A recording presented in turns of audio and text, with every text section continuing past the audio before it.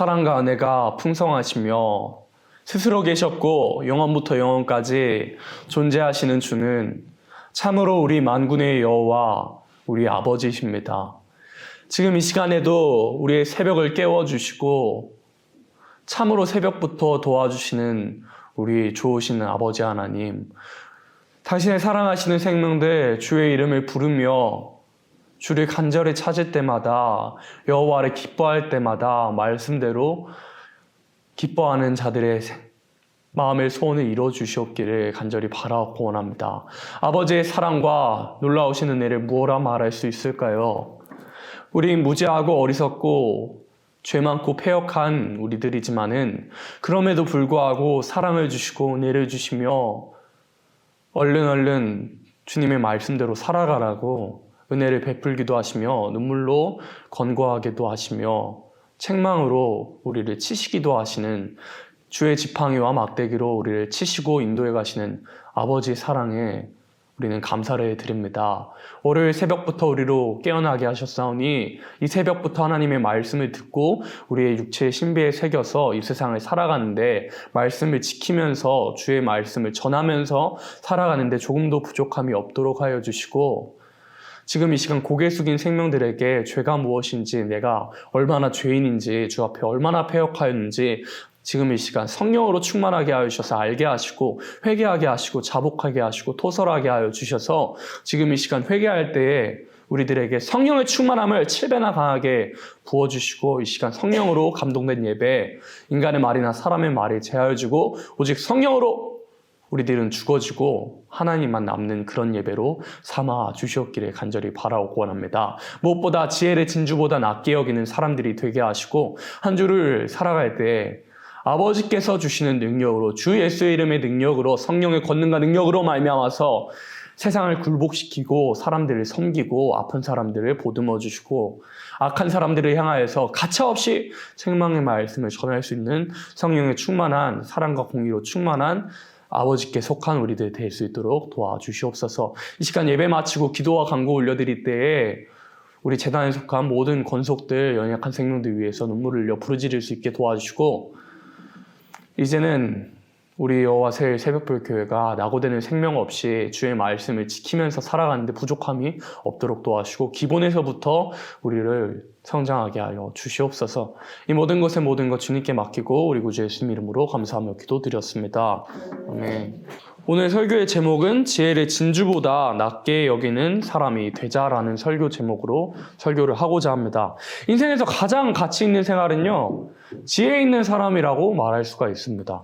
솔로몬은 하나님께서 야 솔로몬 너 어떤 걸 구할래? 라고 물어보시니까 지혜를 달라고 하나님께 구했어요. 그러니까 하나님께서 네가 솔로몬 네가 내게 지혜를 구했으니까 내가 다른 사람이 구하였던 것들도 다 채워줄게 라고 하나님께서 말씀을 하셨습니다. 그래서 가장 가치 있는 것은요, 인생에 있어서 가장 가치 있는 것은 지혜입니다. 그렇다면 하나님께서 주시길 원하시는 지혜가 무엇이고 이 인간 세계에 있는 세상 사람들이 추구하고 있는 지혜가 무엇인지, 그렇다면 우리가 가져야 할, 받아야 할 지혜가 무엇인지에 대해서 이 시간 배워보도록 하겠습니다. 첫 번째는 참된 지식을 얻게 된다라는 대지입니다. 잠언 8장 11절로 12절 합독하겠습니다. 대저 지혜는 진주보다 나음으로 무릇 원하는 것을 이에 비교할 수 없음이니라. 나 지혜는 명철로 주소를 삼으며 지식과 근신을 찾아 얻나니. 아멘. 대저 지혜는 진주보다 낫다고 그랬습니다. 이 진주의 지혜에 대해서는 여러 번 많은 종들이 설교를 했기 때문에 여러분들도 진주의 그 아름다움과 그 지혜에 대해서는 여러분들도 아시죠? 그래서 지혜는 진주보다 나음으로 무릇 원하는 것을 이에 비교할 수 없다고 합니다. 지혜보다 나은 것이 없습니다. 지혜는 하나님의 그 지식을 하나님께서만 홀로 가지고 있었던 말씀을 독생하신, 요한복음에 그랬죠. 독생하신 말씀을 하나님 아버지의 품에 있던 그 말씀을 우리에게 나타내 주셨다고 그렇게 기록이 되어 있습니다. 아버지 하나님 아셨던 그 지혜, 그 말씀 자체 대신 예수님 우리에게 보내주시고 예수님께서 십자가 운명하시고 부활 승천하셔서 다른 보혜사 누구십니까? 성령님을 우리에게 보내주심으로 에베소서 말씀처럼 지혜와 계시의 정신, 곧 지혜와 계시의 영, 성령을 보내주셔서 말미암아 그 성령을 보내주심으로 말미암아서 우리가 예수 그리스도를 믿게 되고 예수 그리스도를 통하여서 성부 여호와 하나님, 삼위일체 하나님을 신앙할 수 있게 됨을 우리가 알 수 있습니다. 그게 참된 지식이라는 것입니다. 그렇다면 우리가 말하는 지식은, 이런 참된 지식은 이런 것인데, 세상 사람들이 말하는 지식은 이런 겁니다. 악한 자의 도구로 쓰이는 지식입니다. 세상 지식입니다. 기독교인들도 세상 지식 알면 좋아요. 그 세상 지식으로 말미암아서 부를 얻게 되고 부를 창출하게 돼서 그 부로 말미암아서 여호와 하나님을 섬기는 일에, 우리 삼위일체 하나님을 섬기는 일에, 교회를 섬기는 일에, 연약한 가정을 위해 섬기는 일에 쓰게 된다면 그것은 참된 지식이 될 수 있다는 거죠. 그렇지만 이 세상 지식은 언제든지 타락할 수 있다는 것입니다. 이 금일의 세상 지식이라는 건요, 하나님의 뜻대로 사용되지 않고 사리사욕을 위해서 자기 자신의 욕구를 위해서 사용하게 된다면 정말 한없이 추해질 수 있는 게 세상 지식이라고 할 수 있겠습니다. 하나님의 말씀을 떠나면 떠날수록요, 알면 알수록요, 세상 지식은 부패하고 추하게 된다는 것입니다. 이 금일에는요, 오늘이란 날에는 유물적인 사상으로 온 세계가 잠식이 되어 있습니다. 신불신간의 막시즘 마르크스주의가 막연하게 우리들에게 잠식이 되어 있어요. 인정하지 않으면 그게 속물입니다. 내 안에 마르크스주의가, 내 안에 유물주의가 있다는 것을 잘 찾아보면 분명히 있다는 것을 인정하는 것이 예언의 말씀을 읽고 듣고 지키는 것이라고 우리가 알 수가 있습니다. 공산당의 정책이 무엇입니까? 첫째로는 이 폭력투쟁, 이 피해 혁명이라는 주제로 많은 사람들을 혹하게 했습니다. 근데 이게 서방 세계에서는요, 먹히지가 않아요. 왜냐면 당장 먹고 사는 것이 편안하니까요.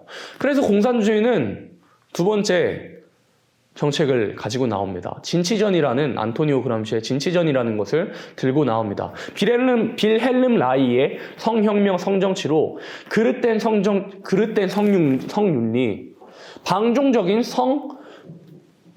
방종적인 그 성적인 세계관을 가지고 성경적이지 못한 세계관을, 이 성윤리를 가지고 많은 사람들, 서방 국가들이 미혹해합니다. 이로써 봤을 때 공산주의는 이제 오늘이란 날에는 이 정치적인 협상도 물론 게을러 다가오지만, 이 청황생말 공산주의가 요즘 펼치고 있는 정책이 뭐냐 할 때, 우리 자녀들이, 사랑하는 주의 자녀들이 이 굳이 공산당이라는 말을 하지 않아도 공산당의 사상에 잠식이 돼 있어요. 무신론의 사상을 인정할 수밖에 없게 물질이 다라는 것을 사람의 생각에 잠식을 시킵니다. 물질이 다라는 것, 하나님 믿는 거 물론 좋은데, 근데 좀 하나님보다 물질에 좀 하나님이 물질보다 뒷전이 돼도 하나님께서 용서하시지 않나? 내가 하는 지금 이 행동 하나님께서 용납하시지 않을까라는 생각으로 유물주의에 잠식시킨다는 것입니다. 그게 반복이 되면요, 계시록에 기록하신 대로 거룩한 자는 더 거룩해지고 더러운 자는 더 더럽게 되는 것이, 신앙의 양극화가 진행이 되는 것이 오늘이라는 날이라는 것입니다. 그렇다면 그렇게 유물적인 사상에 잠식이 되면 결국에 기록하신 대로 자기 왕, 자기 하나님을 욕하게 된다는 것이죠. 그래서 오늘이란 날에 참된 지식이라는 것은 호세아서에 기록한 대로 여호와를 알자, 힘써 여호와를 알자 하신 말씀대로 여호와 하나님을 아는 지식, 그 지식의 말씀대로 살아가는 것이 가장 지혜 있는 삶이고 참된 지식을 얻는 사람들의 열매의 모습이라는 것입니다. 그래서 참된 지식이라는 것은요, 내 안에 쑥물이 있고 내 안에 더러운 것이 있고 나의 눈빛과 나의 시선과 나의 중심과 나의 말들과 나의 손으로 하는 모든 것들이 주님 앞에 잘못되고 그릇됨을 인정을 하고 겸손하게 주 앞에 나와서 주님의 뜻을 묻는 것이 참된 지식이라는 것입니다. 두 번째는 능력이 있게 된다는 것입니다. 잠언 8장 13절로 15절 합독하겠습니다. 여호와를 경외하는 것은 악을 미워하는 것이라. 나는 교만과 거만과 악한 행실과 패역한 입을 미워하느니라. 내게는 도략과 참 지식이 있으며 나는 명철이라. 내게 능력이 있으므로 나로 말미암아 왕들이 치리하며 방백들이 공의를 세우며. 아멘. 여호와를 경외하는 것은요, 이런 것입니다. 악을 미워하는 거예요. 우리 아버지 하나님, 성부 여호와 하나님께서 죄를 미워하십니다. 여호와 하나님 아버지께서 거룩하십니다. 성경에 기록하신 대로 아버지께서 거룩하시니 우리도 거룩해야 됩니다. 우리는 예수 그리스도의 피로 말미암아서 예배자로 부르심을 입었습니다. 예배자는요, 제사장입니다. 왕 같은 제사장이라고 분명히 기록을 하셨어요. 베드로 전서에서. 계시록에서는 우리를 피로 제사장 삼으셨다 그랬고요. 제사장은요, 예배자는요, 거룩해야 됩니다. 제사장, 대제사장의 이마에 뭘 붙였을까요? 여호와께 성결이라는 패를 붙이게 하셨습니다. 율법은요, 장차올 좋은 일의 그림자입니다. 율법은요, 구약시대에 되어진 모든 일들은 신약시대의 그림자입니다. 예수 그리스도께서 오심으로 본편은 이미 시작이 되었습니다. 종말은 이미 시작이 되었습니다. 선지자들로 예언하신 말씀들이 이미 이루어져 가고 있고, 이미 상당히 많은 말씀들이 이루어져 가고 있고, 우리 앞에 둔 것은 무섭고 두려운 환난입니다. 그렇다면 오늘이란 날에 하나님의 나라는 말에 있지 아니하고 능력에 있다 그랬습니다. 능력이 없으면 열매가 나가지 않으면 하나님께서 함께 하시지 않다는 것입니다. 하나님의 말씀대로 살아가면 하나님께서 함께 하십니다. 고통 중에 부르짖으면요, 하나님께서 응답하십니다. 여호와를 경외하면요, 하나님께서 인자함을 베푸십니다. 하나님의 편에 속하면요, 하나님께서 더욱 인자하게 역사하십니다. 내가 회개하면요, 내가 죄인임을 인정하면요, 하나님께서는 회개하는 생명에게 죄 있다 하지 아니하시고, 그래, 내가 그래도 내 앞에 나와서 너의 부족함을 인정하는구나. 사랑하는 내 딸아, 아들아, 그래도 내가 너를 사랑한다 하고 은혜를 베풀어 주시는 것이 하나님의 은혜라는 것입니다. 베드로는요, 이 물 위를 걸을 때 예수님한테 이거 풍랑을 바라볼 때 빠졌어요. 근데 베드로는 참 솔직해서 예수님 도와주세요 하니까 좀 늦게 손을 뻗으셨을까요? 즉시 손을 뻗으셨다 그랬어요. 예수님께서 순간이동할 능력이 분명히 있으셨을 거예요. 그러나 그건 성경에 기록되지 않았다는 것을 봤을 때 우리가 성령의 충만함으로 그 장면을 한번 생각을 해볼 때 베드로가 이렇게 물에 빠졌으면 예수님께서 바로 지척에 계셨다는 것을 우리가 성경 말씀을 통해서 본문을 통해서 눈만 있으면 바로 알 수 있습니다. 여호와 하나님의 이 손이 짧아서 우리가 능력을 체험하지 못하는 게 아니라요, 베드로처럼 우리의 시선 문제라는 것을 여러 번 설교를 했습니다. 우리의 시선을 돌려서 주님께로 돌리면요, 주님의 나라가 세워지는 것, 이 주님의 말씀이 이루어져 가는 것에 내 시선을 두고 내 초점을 두면 하나님께서 능력을 주신다는 것입니다. 능력은 주께 있습니다. 우리는 주의 능력으로 살아가는 사람들입니다. 말씀이 능력입니다. 말씀이 능력이고 말씀은 곧 예수님이시니까요. 예수님이 능력이시니까. 그럼 이 말씀, 이 능력은 어떻게 나갈 수 있냐 할 때 예수님께서 말씀하셨어요. 기도가 없이는 능력이 나갈 수 없다고, 이런 주가 나갈 수 없다고 분명히 말씀을 하셨어요. 그래서 말씀대로 살아가는 지혜는요, 기도하는 자에게 있습니다. 악을 미워하고 회개하는 자에게 있습니다. 나는 아무것도 아니라는 것을 인정하는 사람에게 있습니다. 솔로몬처럼 하나님께서 어떤 걸 주길 원하시느냐고 물어보실 때 나는 지혜를 원하고 하나님의 말씀대로 살아가길 원합니다 하는 고백을 하는 사람에게 능력이 있게 된다는 것입니다. 바울은 고린도전서 2장 4절에서는요, 자신의 말과 전도함은 바울 자신의 지혜에 권하는 말을 하지 않고 성령의 나타남과 능력으로 복음을 전한다고 했습니다. 복음이라는 것은요, 쉽게 말하면 말빨로 하는 게 아닙니다. 말로 하는 게 아니에요. 성령의 스피커입니다. 사람은 성령의 스피커예요. 성령님께서 말씀하시는 대로 우리가 말하면 됩니다. 성령의 말하시는 대로 말하는 사람은요, 세상 사람들이 봤을 때 무지한 사람도요, 성령의 충만함을 입으면 말씀이 햇빛같이 선포될 수 있습니다. 우리는요, 문벌 좋은 사람들이 아마 많이 없을 거예요. 우리 교회 안에서도요. 바울의 고백처럼. 세상 사람들이 볼 때 무지하고 아프고 가난하고 그런 사람들을 우리로 불러주셨어요. 왜? 우리로 강하게 하셔서 겸손한 사람들로 성령의 충만한 열매로 말미암아서 능력으로 말미암아서 강하게 하시고 세상 사람들로 부끄럽게 하시고 아무 육체라도 하나님 앞에 자랑할 수 없게 하시려고요. 고린도전서 4장 20절엔 하나님 나라는 말에 있지 않고 능력이 있다 그랬습니다. 빌립보서에서는요, 바울은요, 내게 능력 주시는 자 안에서 모든 것을 할 수 있다 그랬어요. 많은 기독교인들이 이 말씀에 아멘하고 받아들입니다. 그러나 윗구절, 아주 두려운 윗구절을 알지 못해요. 이 빌립보서 4장 11절로 13절에는요, 능력을 말씀하시면서 13절에는 능력을 말씀하셨고 11절과 12절에는 바울의 삶을 말했습니다. 빌립보 교인들에게. 내가 궁핍함으로 말하는 것이 아니라 어떠한 형편에든지 내가 자족하기를 배웠노니 내가 비천에 처할 줄도 알고 풍부에 처할 줄도 알아 모든 일에 배부르며 배고픔과 풍부와 궁핍에도 일체의 비결을 배웠노라. 이런 삶을 살게 될 때 하나님께서, 예수님께서 능력을 주신다는 것입니다. 제 삶을 돌아봤더니 정말 그런 것 같아요.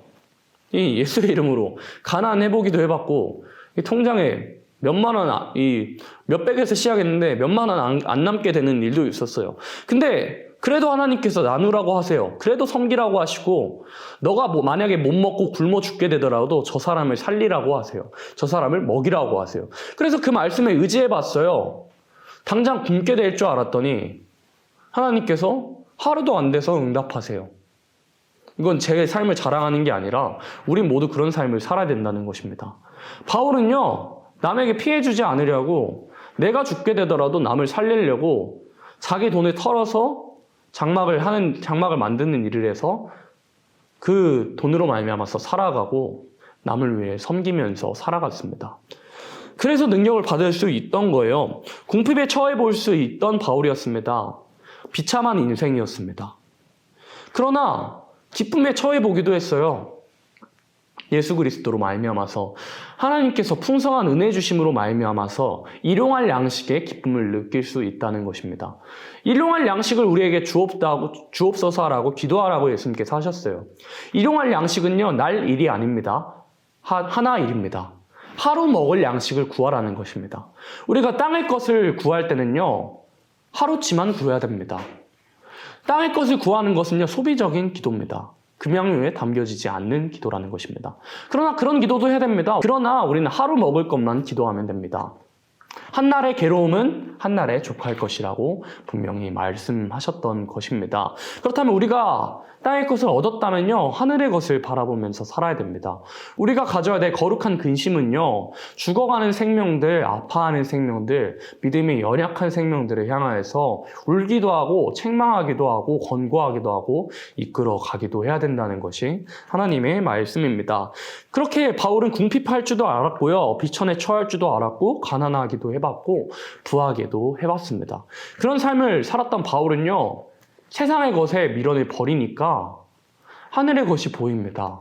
세상의 소망을 버리면요, 우리는 믿음의 눈이 열립니다. 영안이 열리고 영적인 눈이 열려서 셋째 하늘을 바라볼 수 있습니다. 바울도 우리와 똑같은 성정이 있는 죄의 질이 있던 사람이었어요. 그러나 하늘의 것을 땅의 것을 버리니까요, 땅의 것에 미련 두지 않고 오직 아버지 하나님께서 주시는 것만, 예수님께서 주시는 것만 바라보니까요, 영안이 열려서 셋째 하늘을 바라봤습니다.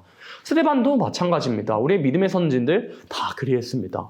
우리가 세상의 눈이 멀어지면요, 영적인 눈이 뜨이게 됩니다. 세상의 문들이 닫혀지면요, 하늘의 문이 열리게 됩니다. 세상에서 다리를 절게 되면요, 영적으로는 날아다닐 수 있게 됩니다. 하나님의 나라의 그 법칙은요, 성령에 충만한 사람들에겐 너무나도 간단하고 지키기 쉽습니다. 하나님의 말씀은 짐이 아니고 우리에게 능력이 된다 하셨고, 하나님의 말씀은 어렵지 않다고 분명히 기록을 하셨습니다. 하나님의 말씀대로 살아가는 생명들에겐, 내가 죽고 남들을 살리길 원하는 생명들에겐 하나님의 말씀이 곧이곧대로 우리의 능력이 됩니다. 우리가 능력을 체험하는 삶을 살려면요, 하나님의 꿈이 우리의 비전이 되면 됩니다. 예수님의 성품이 우리의 인격이 될 수 있도록 발버둥치고 말씀으로 나를 쳐서 죽이고 기도로 나를 죽이는 훈련을 함으로써 예수님의 인격을 이뤄가면 됩니다. 성령님의 권능이 나의 능력이 되려면요, 성령의 충만함을 받아야 되고 성령님이 금심하지 않을 만한 상태를 만들면 되고 이 작은 일에 바꿔가려는 노력을 하게 되면 성령님께서 임재하시고 성령의 권능으로 말미암아서 그 권능이 우리의 능력이 되어서 능력 있는 삶을 체험할 수 있게 된다는 것입니다. 자, 세 번째 대지는 사랑을 있게 옳은 판단을 내리게 된다라는 대지입니다. 잠언 8장 16절 합독하겠습니다. 나로 말미암아 세상과 존귀한 자 곧 세상의 모든 재판관을 다스리느니라.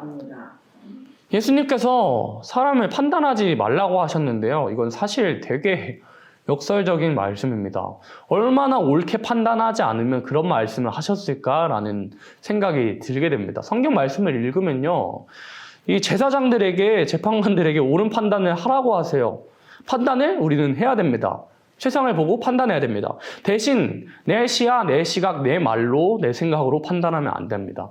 오직 성경 말씀에 입각하여서 성령의 충만함으로 말미암아서 분별하여서 남을 판단하기도 하고 사랑으로 이끌어 주기도 하고 때로는 강하게 책망하기도 하고 때로는 답답한 마음으로 부르짖기도 하면서 남을 권고하기도 해야 된다는 것입니다. 옳은 판단을 하는 사람은요, 먼저 자신이 죽어져야 됩니다. 자신이 죽어지지 않는 사람은 옳은 판단을 할 수가 없어요. 옳은 판단을 할 수 있는 사람의 기준은 남들이 아무리 손가락질해도 아무리 어린 사람이고 아무리 낮은 사람이라도 저 사람의 입술을 통해서 하나님께서 내게 말씀하실 수도 있구나라는 것을 인정하는 사람이 다른 사람을 옳게 판단할 수 있고 옳게 지도할 수 있게 된다는 것입니다.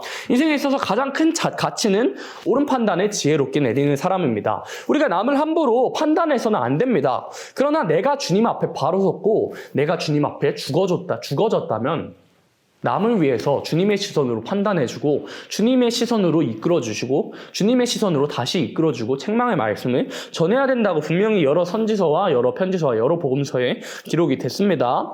솔로몬은 옳은 판단을 했던 왕입니다. 옳은 판단을 했던 왕이에요. 너무 옳은 판단들을 많이 해서 제 입으로 말하면 아마 오랜 시간 걸리게 될 것이라서 생략을 하겠습니다. 지혜를 주님께 구했던 솔로몬이었습니다. 명철은요, 옳은 판단을 내리는 것입니다. 선과 악을 주님께 두는 것입니다. 또한 주님의 말씀대로 살아가는 사람은 아무리 작은 사람이어도 아무리 미약한 사람이고 세상에서 인정하지 않는 사람이어도요, 기독교인들은 인정해줘야 됩니다. 하나님의 말씀대로 살아가고 있는 사람들이 있다면 인정해주고 부러워하고 따라가야 됩니다. 우리가 저도 그래요. 저 같은 경우는 찬양 잘하는 게 부러워서 질투하는 건 아니고 와 나도 저렇게 되고 싶다 하고 연습을 하기도 해요. 그렇다면 우리의 삶 속에서 똑같이 적용이 됩니다. 하나님 말씀대로 잘 살아가는 사람이 있어요. 그러면 손가락질할 게 아니라 비방할 게 아니라 흠을 찾아낼 게 아니라 나도 저렇게 살아가 봐야겠다. 저 사람은 어떻게 하나님께 은혜를 받아서 살아가지? 나도 저렇게 살아가면 하나님께서 은혜 주시지 않을까 하고 기도하는 사람이 정상적인 하나님의 사랑을 받은 사람이라는 것을 우리가 알 수 있습니다. 이 땅의 모든 사람은요, 다 옳은 판단을 하는 자가 없다고 분명히 기록을 하셨어요. 하나님의 지혜를 받지 못한 원인은요, 옳은 판단을 하지 못하기 때문이에요. 옳은 판단을 하지 못하는 이유는요, 하나님의 사랑을 받지 못하는 것이 이유가 됩니다. 하나님의 사랑을 받지 못하는 것은요, 먼저 택함을 받지 못하여서고, 택함을 받았음에도 옳은 판단을 할 수 없는 이유는 구하지 아니함이고 하나님을 경외하는 삶을 살지 않아서임을 우리가 알 수 있습니다. 이 교회 부패, 이스라엘 부패, 이 종교 부패를 말씀하실 때 선지서에 많은 말씀으로 책망을 하셨지만 이사야 28장에서 특별히 책망하실 때 예루살렘 거리에 왕래하는 소위 제사장의 무리가 옳은 재판을 하지 못함으로 양떼 무리들이 부패하게 되고 종교가 부패됨으로 결국에는 이 거쳐져서 인심 악화까지 된다는 것이 선지서의 대목입니다. 이사야 28장은 심판의 대상자라는 제목입니다. 27장과 같이 이 새 시대를 이루는 심판이 올 때 28장에서 그 심판의 날에 망할 자를 다음과 같이 말씀하셨습니다. 이사야 28장 6절로 8절에서는요. 하나님은 판결의 신이시고 원수를 이기게 하시는 신이시라고 설명을 하고 계십니다. 힘이 되시는 여호와 하나님이시라고 설명을 하고 계십니다만은 하나님의 말씀을 혼란하게 하고 잘못된 재판을 하고 내 생각, 내 뜻, 내 정욕대로 재판을 하는 그 재판관들을 하나님께서 치시겠다고 말씀을 하십니다. 또 28장 9절로 10절에서는요. 하나님은 진리의 신이심을 말씀하시면서 진리의 말씀을 진리의 신이신과 동시에 진리의 그 말씀을 우리에게 베풀어 주시는데 진리의 말씀을 들으려고 하지 않는 정욕으로 들으려고 하지 않는 재판관들을 책망하시면서 너희가 진리의 말씀대로 판단하지 않고 옳게 판단하지 않고 옳게 인도하지 않고 책망하지 않고 사랑으로 권고하지 않고 치지 않으니까 내 양떼들이 망해간다 라고 책망을 하십니다. 재판관은요, 주의 종이라는 것은요, 저도 이 주의 종으로 가겠다는 것을 결심한 지 얼마 안 됐지만 이 교회 부패가 무엇입니까? 종교 부패가 무엇입니까? 회개를 요구하지 않는 것입니다. 단에서 회개를 요구하지 않고 하나님의 말씀대로 살아가라고 요구하지 않는 것이, 양떼들에게 요구하지 않는 것이 종교 부패입니다. 우리가 회개만 하면요, 모든 일이 다 풀려요. 정말 하나님의 말씀대로 살아가기만 하면 모든 일이 풀리는데 살아가지 않음을 보고 책망하지 않으니까 종교 부패가 온다는 것입니다. 많은 교회들이 그래서 종교 부패가 왔던 거예요. 그래서 우리는 옳은 판단을 내리게 될 때요, 내 생각, 내 기준, 내 잣대로 하는 게 아니라 하나님의 생각, 하나님의 기준, 하나님의 말씀, 성령의 충만함으로 기도로 말씀으로 말미암아서 내가 먼저 거룩해지고 내가 죽게 되고 남들을 옳은 길로 인도할 때 그 방식이 혹은 부르짖는 크게 무섭게 두렵게 말하는 방식이든 눈물로 하는 방식이든 권고하는 방식이든 듣는 사람은 들어야 된다는 것입니다. 안 들으면 하나님의 심판을 받아야 되죠. 주의 종들이 하는 말을 가볍게 이제 좀 그냥 넘어가시는 경우가 많은데 주의 종이 하는 말은 생각보다 더 순화해서 하는 말이에요. 성경 말씀을 보면 하나님 말씀대로 안 살면요, 나중에 환난 때 얼굴에 똥칠하게 하신다고 성경에 분명히 기록하셨고 자녀들에게 똥칠을 하신다고 기록하셨습니다. 제가 심하게 표현한 게 아니라 성경에 그대로 표현이 돼 있어요. 그리고 하나님 말씀대로 안 살면요, 오늘이라는 날에 안 살면 우리의 자녀들과 우리의 손주들과 우리의 손자와 손녀들을 반석에 메어치시겠다고 분명히 기록을 하셨습니다. 그렇다면 그 무서운 환난을 앞에 두면 우리는 하나님의 말씀에 벌벌 떨어서 그 사랑 안에 거하면 됩니다. 그래서 오늘이라는 날에 옳은 판단을 내리게 될 때 우리의 자녀들을 천대까지라도 복을 주시겠다는 것입니다. 오늘 하나님 아버지께 내가 바르게 살아보겠다, 내가 바르게 살아가고자 하는 그런 마음의 중심과 고백을 하는 사람들에게 입술에 열매를 맺어가십니다. 그래서 오늘이라는 날에 옳게 판단하는 사람이 되어야 됩니다. 그렇게 될 때 사랑을 잊게 된다라는 것입니다. 잠언 8장 17절 압도하겠습니다. 나를 사랑하는 자들이 나의 사랑을 입으며 나를 간절히 찾는 자가 나를 만날 것이니라. 아멘. 솔로몬은 지혜를 받을 때, 지혜를 하나님께 받게 될 때요, 사랑을 잊게 됐습니다. 많은 이들에게 사랑을 잊게 됐어요. 솔로몬 본인의 고백이에요. 성령의 충만함으로 인해서. 왜 사랑을 잊게 됐을까요? 이 많은 백성들을 치리하기 위해서 그 사랑으로 지혜를 구했기 때문이에요. 사랑으로 지혜를 구하니까요, 많은 사람들한테 당장에는 몰라도 사랑을 입을 수밖에 없어요. 우리 인생들도 마찬가지인 거예요. 억지로 자기 정욕을 위해서, 자기의 이익을 위해서, 혹은 자기의 성공을 위해서 남을 치는 사람은요, 거짓 목자입니다. 거짓 종이고 한국 교회와 세계 교회는 많은 거짓 목사들이 만연해 있습니다. 그렇다면 참된 목자, 주님께서 말씀하고 계시는 선한 목자는요, 내 목숨을 언제든지 양떼들을 위해서 버릴 수 있는 사람입니다. 그게 참된 목자라고 말씀하셨습니다. 아름다운 말을, 세상 사람들의 아름다운 말을 하는 게 참된 목자가 아니에요. 혹은 강하게 무섭게 치는 말일지라도 그 말들로 인해서 양떼들이 하나님의 말씀을 벌벌 떨어서 하나님의 말씀대로 살아갈 수만 있다면 내가 당장 양떼들에게 어떠한 욕을 먹어도 그걸 감수하고 말하는 사람이 죽을 각오하고 욕먹을 각오를 하는 것이 정직한 목자고 선한 목자라는 것을 예수님께서 말씀을 하셨습니다. 그런 사람은 옳은 지도자입니다. 쓴소리를 많이 하는 사람이 옳은 지도자입니다.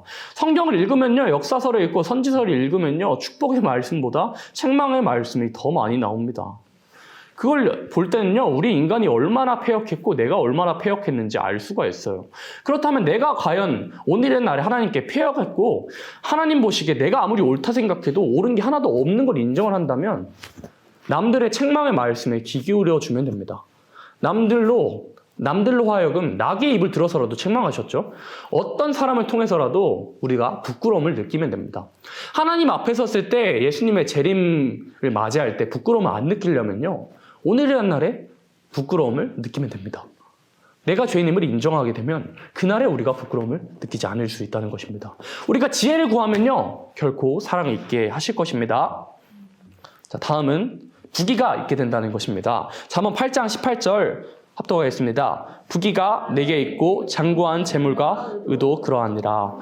아멘. 세상에서도 부귀라는 것은 따라가라고 하지 않습니다. 훌륭한 지도자들과 엘리트들은 부를 따라가라고 하지 않아요. 돈이 나를 따라오도록 하라고 합니다. 실제로 그래요.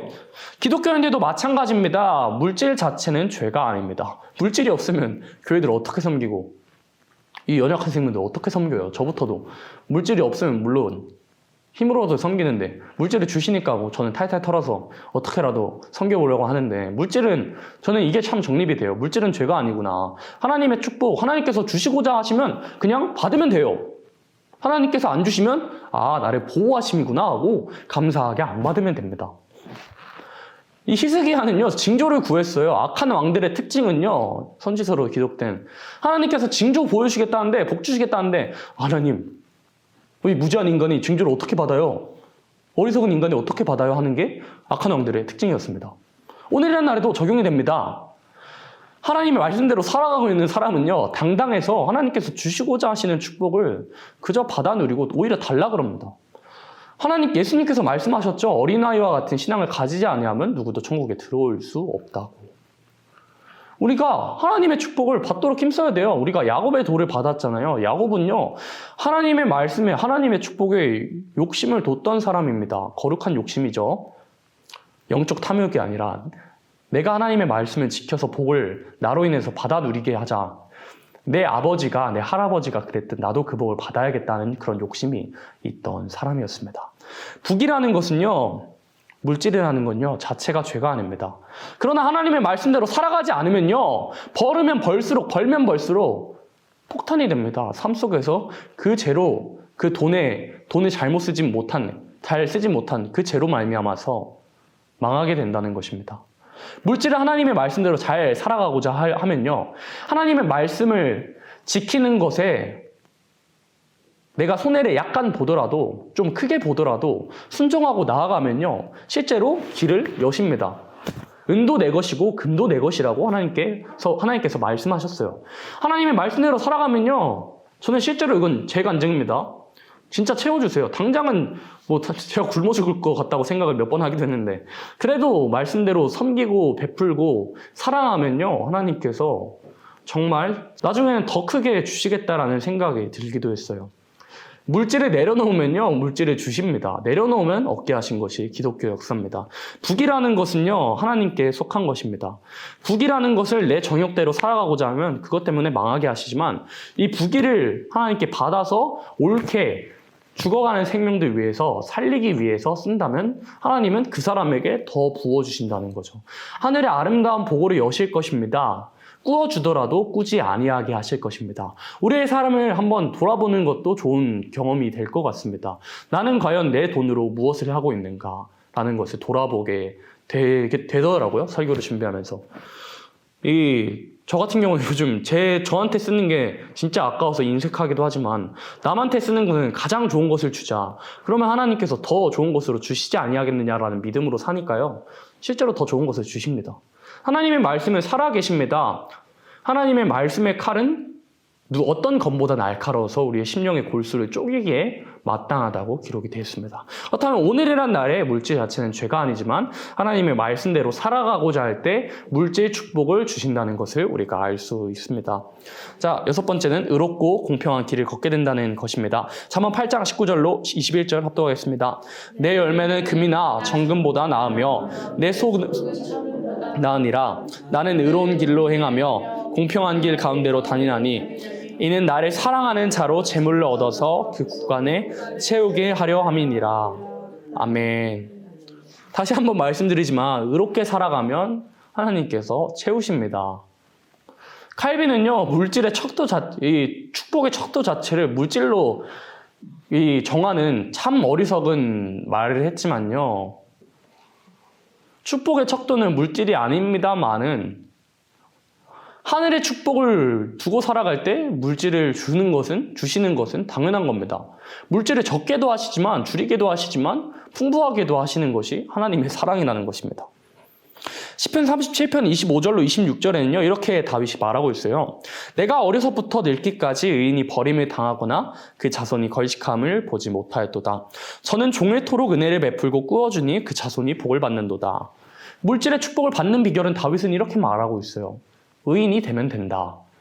은혜를 베풀어 주시고, 꾸어주고, 받길 나눠나면 하나님께서 주신다는 것입니다.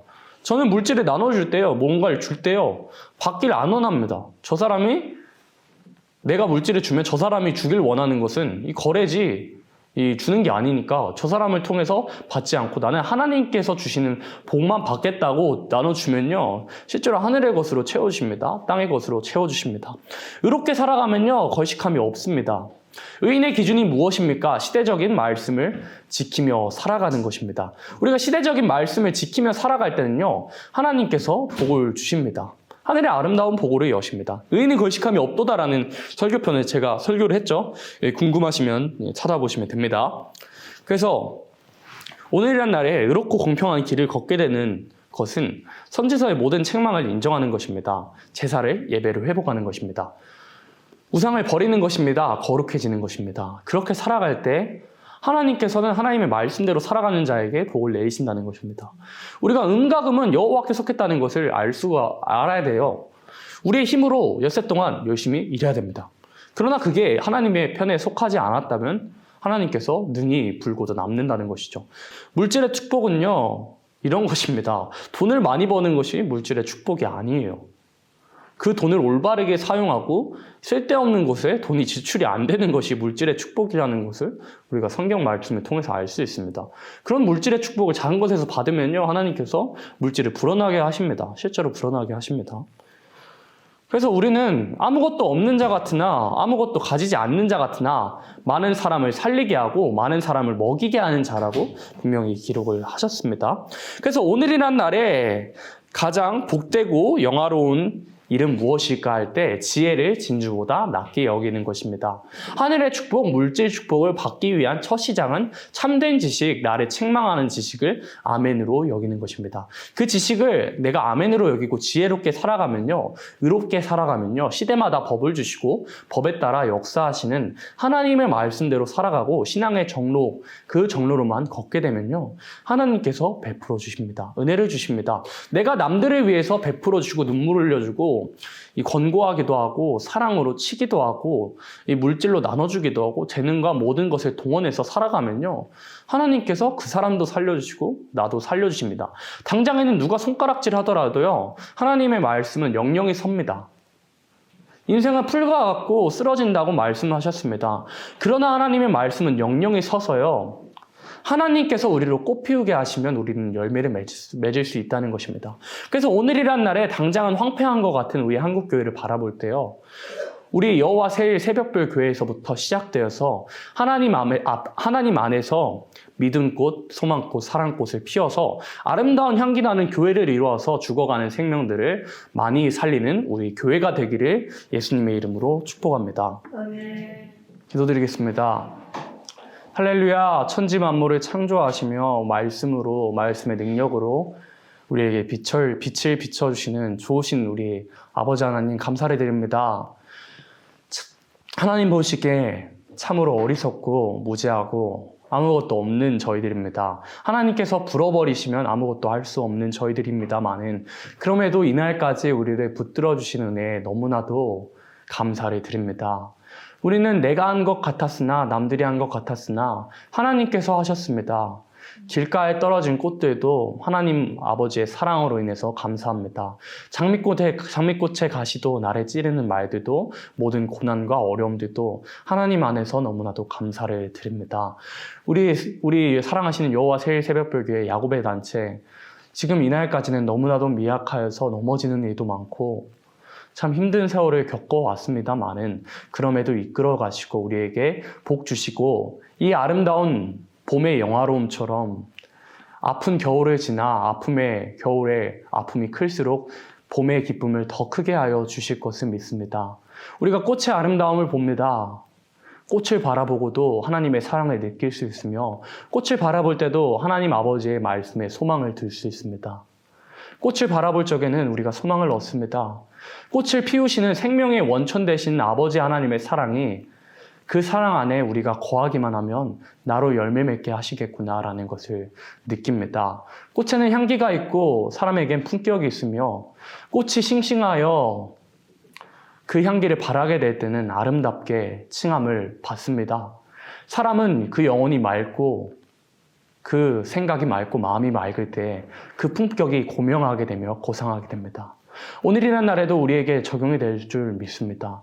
오늘이라는 날에 우리의 영혼을 맑게 하시고 우리를 더럽히는 악한 마귀 사탄의 압제와 회방하는 말들을 예수의 이름으로 제하여 주셔서 우리가 하나님 보시기에 맑은 영혼들이 되어서 맑은 신앙을 가진 사람들이 되어서 영안을 열어주고 아버지 하나님의 나라를 바라보게 하시며 바울의 고백처럼 영안이 열려서 셋째 하늘을 바라보게 하시고 셋째 하늘을 바라봄으로 말미암아서 그 아버지 하나님의 능력으로 살아가기에 조금도 부족함이 없도록 내게 능력 주신 자 안에서 모든 것을 할 수 있도록 오늘이라는 날도 제단에 속한 모든 권속들 권고하시고 축복하시고 믿음이 연약한 생명들에겐 지금 이 시간 지혜와 계시의 영을 부어주셔서 예수님 이 시간 만나주셔서 꿈으로 환상으로 계시로 말씀으로 하나님을 믿도록 예수님이 신앙하기에 부족함이 없도록 지금 이 시간 도와주시고 우리 교회 안에서도 중생받지 못한 생명들 예수님 만나주시고 찾아와 주셔서 예수님을 만났다는 고백들이 들려올 수 있도록 하나님께서 인도에 가시옵소서.